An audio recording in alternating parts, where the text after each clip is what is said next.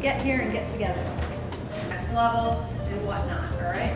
But I know you're anxious to get a tree because I used to do that way in workshops where the person would like drone on for like a half hour and you'd be like, I just want to get my tree. So we're gonna do that first.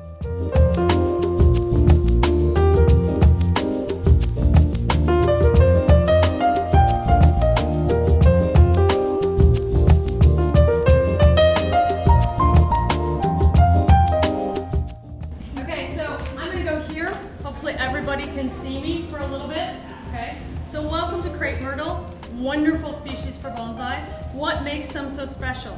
I don't look at a tree and say it has reverse taper, it has faults. I look at a tree and say, wow, look what nature did. What can I bring out as an artist? So beautiful, beautiful bark on a Crape Myrtle. These trees have a lot of nice movement. I just grabbed one. You know, it's not like I studied them all ahead of time and just, but this will be a fabulous tree someday. You know, maybe something small kind of in here, all right? Flowers, obviously they're grown for their wonderful flowers, right? Reddish kind of leaves in the fall, okay? There are a couple different varieties of crepes. There's one called a Chickasaw with a very, very tiny, tiny little leaf, all right? That also has a smaller flower and is interesting. Let's talk about horticulture and care, all right? Please keep in mind that there are no dumb questions in bonsai. If you don't know it, don't be afraid to ask. If I don't know it, I will do my best to find out for you, all right?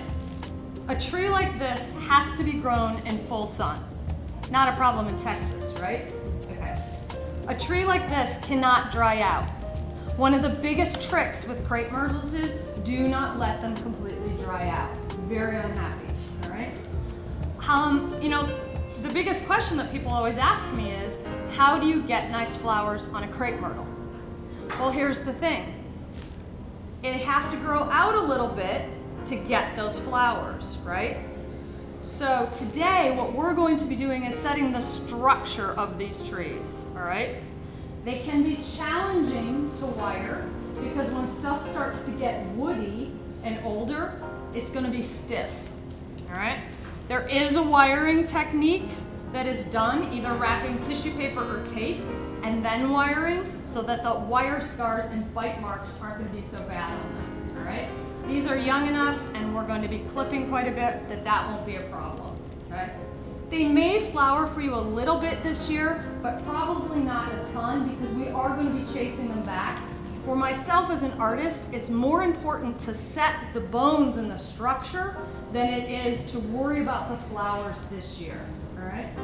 These were provided by Tom downstairs. He's one of the vendors. He's in from Florida. This is your best friend now because you want to get to know Tom and really understand the following questions. How long has he had these? What is he growing them in? What does he fertilize them with? When would he repot this? The best source for that information is downstairs in the vendor area. So I would highly recommend that you go down there, check out his booth and say, hey, you know, I'd like to learn more about the tree that you provided and you brought up from Florida because you've got the source right here, okay? Getting back to the flowers.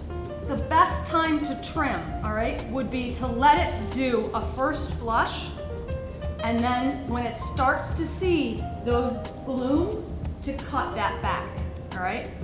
Then when it goes out the second time, all right, the second flush, it's not gonna be as big. You're gonna get some flowers there as well, okay?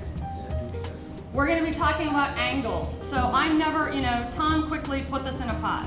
I am gonna come around to each one of you. I'm gonna spend about 2-3 minutes with you, get to know you, get to know your tree, and figure out kind of what angle do we start to want to look at this. Where is a good viewing side, in other words, all right?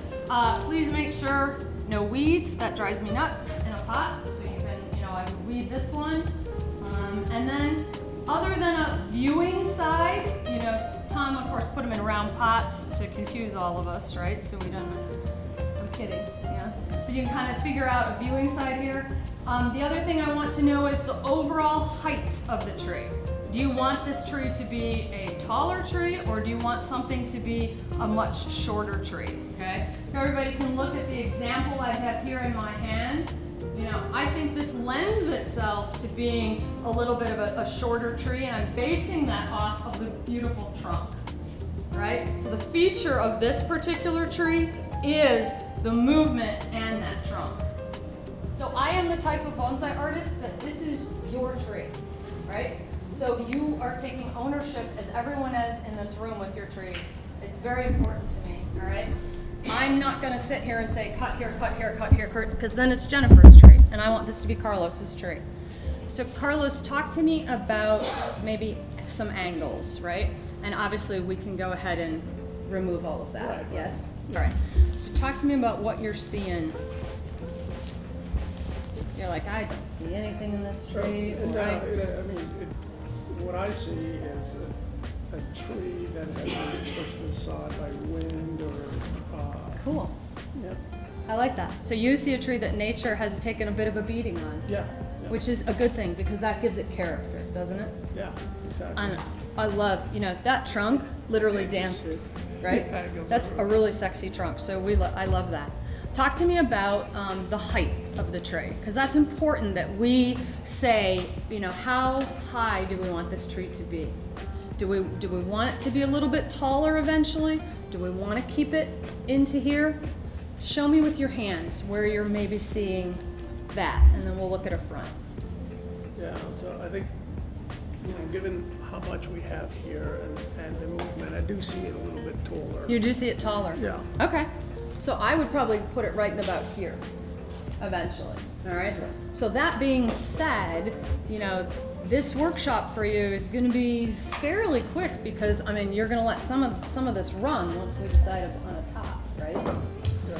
Talk to me about viewing side, all right? If a tree has a couple good viewing sides, that's a great problem to have, but look at that movement and that line of the trunk, all right? So that everybody understands, no matter what type of tree I'm doing, I'm always starting the same. I'm saying, does it have a really great nabari? In this case, no, okay? Does it have movement? Yes, what Carlos just talked about with that movement. Can I angle that at all? Can I put a block underneath it and say, does it get better if I start to tilt it? So you tell me when I come around for round 2, where you like the front of that tree. Like here, that's kind of awkward to me, how it's, this is kind of weird, how it that kind of looks a little pigeon-breasted, how it comes out, Yeah, right? yeah. So this is your homework, kind of study it and give me an option A, and maybe even if you see a B in there, Yeah. okay? Okay. Very You good. got it. And, it's wonderful. This is really cool. That's kind of why I liked it. Yeah, is it had that little extra feature I agree. on the nabari. And I think for my eye that's a feature and not a detractor, okay? So, if I go ahead and take that out, then it doesn't have as much visual interest. Yeah. All right, so that nature has done for you, that's great, all right? Talk to me about overall height of this tree. I only see it like about that high. I like that because, that trunk is really anchoring this into the pot. Yeah. And I think with this one, if you get too tall with it, we don't want it to look spindly up here and, like a younger tree up top and an older tree on the bottom, right? Yeah, so nice apex around there. Okay. Seems good. Okay, great. So now I'm going to give you the same homework as I gave Carlos. Give me 2 maybe possible options. Please don't be afraid to really tilt and manipulate this pot to a better trunk line that your eye likes. All right, tilt it, move it, around. Don't assume ever it has to be this way in the pot. No, it doesn't at all. Okay. I don't want to mess with the complex wiring. The complex wiring. He came up from Florida, so I think he was trying to make stability, sure that it's stability. That's what he was doing. He did a great job. Yeah, he did. Yep. So. Okay. And later on, when we get a break, we're going to talk about, they can get aphids, and we're going to talk about what to do about that. Okay. And if you don't watch your tree and it gets aphids, then guess what? It's going to get mildew. So I'm not saying that to scare you guys off. I'm just telling you. Happens on the big ones too. Yeah, you have to know what you're getting into, right? Because no matter how well we style this tree, a poorly styled live tree is better than the best styled dead tree, right? So we really need to make sure that horticulturally we are keeping this puppy happy, okay? So somebody remind me to talk about that at some point, okay? Cool. Okay, thank you. All right, thank you, Debbie. Great. Yeah. I'm kind of seeing this, I like the interest on this side of the trunk. That side is, So this is the side with the interest. I don't like this coming at you, but like that you still see the curve. I like that. I mean, what a cool trunk you have in base to this tree. I like right? that, I love yeah. that. And I love all the little... I'm a trunk nut. You're a trunk nut. Okay, that works well. Trunks and roots. That works well. All right, have you tried playing with it at all? Does it get I any don't slightly? really, it might do well leaning a little bit Just a like hair. this, but not too much. No. So here's, you see how I Yeah. brought it up just a Right. hair? It's a little more interesting when you bring it up. Yeah, Right? and that's where the roots start. So I like how already- you've dug out this a little bit so we can kind of see what's going I on was there. wondering if it had an abari yet or not. Right, Nothing. right. Nothing yet. Just baby roots. I'm seeing it about like this. I'd like to bring these out a little bit more because a natural crepe has the vase shape. Yep. So I'd like to wire these out a little bit and bring it down and then probably just develop the canopy there. I like that, and I know it will bud back. Yes, it will. So And- she said two really important things I haven't covered yet. In nature, they do tend to have kind of this vase shape, and yes, they will bud back.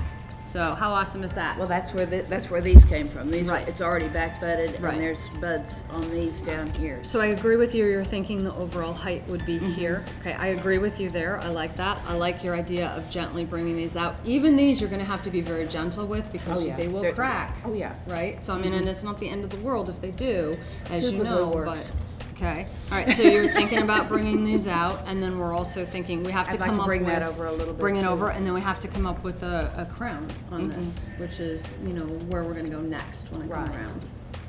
They don't really have a true apex. You They're don't. more of a Yeah.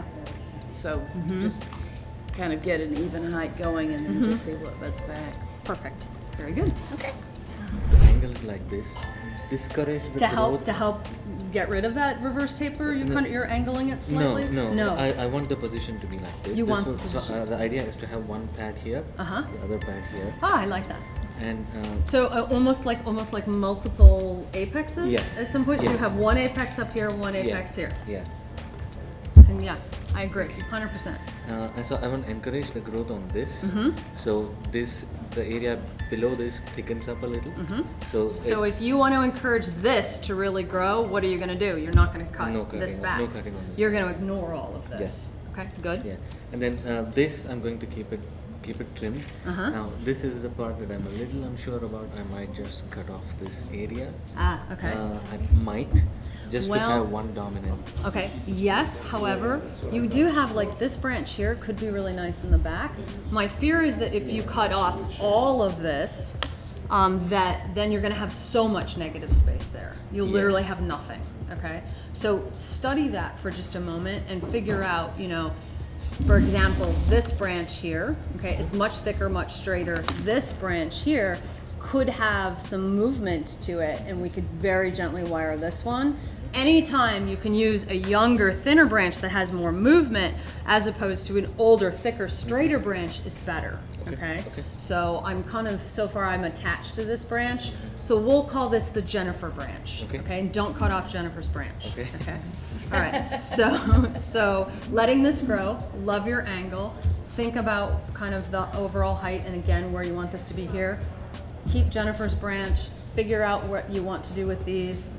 I think this is really could be a nice branch here as well, maybe, okay? So we'll see. Okay. Sound like a plan? Yeah. Great.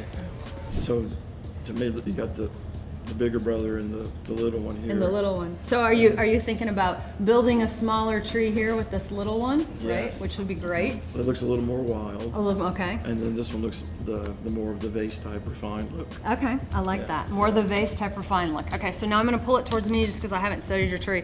Right now, this entire branch is literally falling back, right? So I'm gonna play with, immediately for my eye, can I bring it up? Can I play with an angle that now puts this higher? Immediately the tree started to get better. What do you think? I like it. It's, yeah, absolutely. So, you know, play with it one direction, play with it another direction, you know, kind of see what you like. And then you've got to tell me, do you want both of these? So you got some real thinking to do here with some decisions on this. You know, I wouldn't cut this off, because if you cut this off, you only have a tree. So this, I would keep this, but the question is we gotta try and get some budding in here if we can, chase some of this and figure out where we're going with it.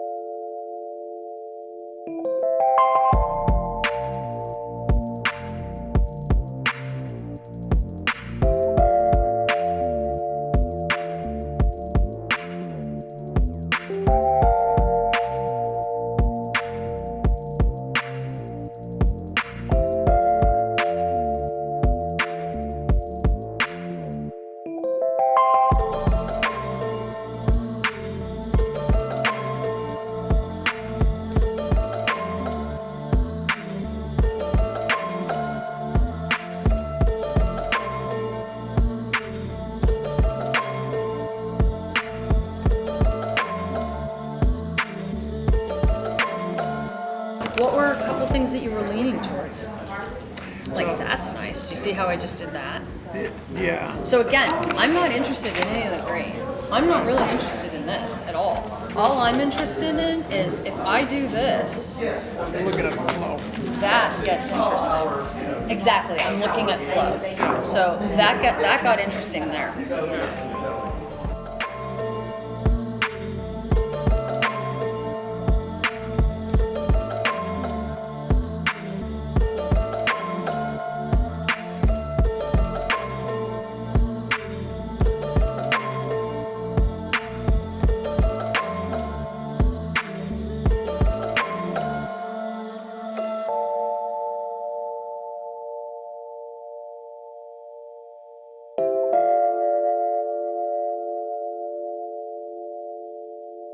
Morning, when you water your trees, wash down that foliage, okay? Don't be afraid to, you know, wash it down. That'll help prevent aphids coming on here. Full sun, that will also help. Insecticidal soap, that's a good thing, right, for these trees in case you would get that. Check your trees. You know, where are the aphids gonna go? They're not gonna sit out here on the very top of his tree, on the very top leaf in the front, being Captain Obvious, right? No, they're gonna go underneath, in the bottom, in the crevices and the cracks, all right? So people say to me, I don't have aphids, and I say, Look closer. oh yeah you do, right? So make sure that you're really checking out your trees, all right?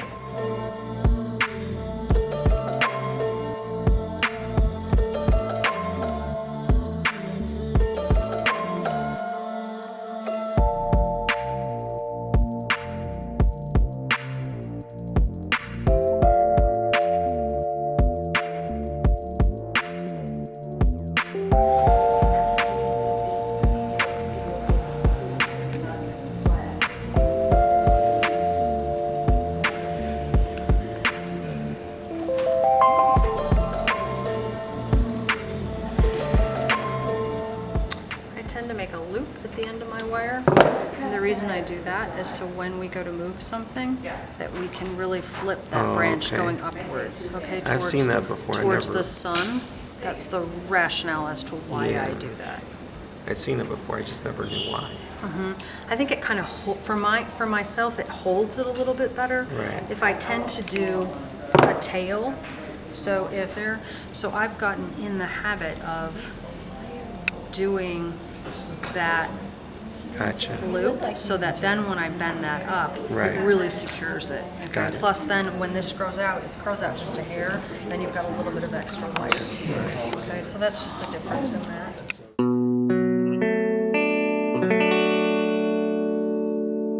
So you should take that down to Tom and show it to him. Okay. He'll want it back.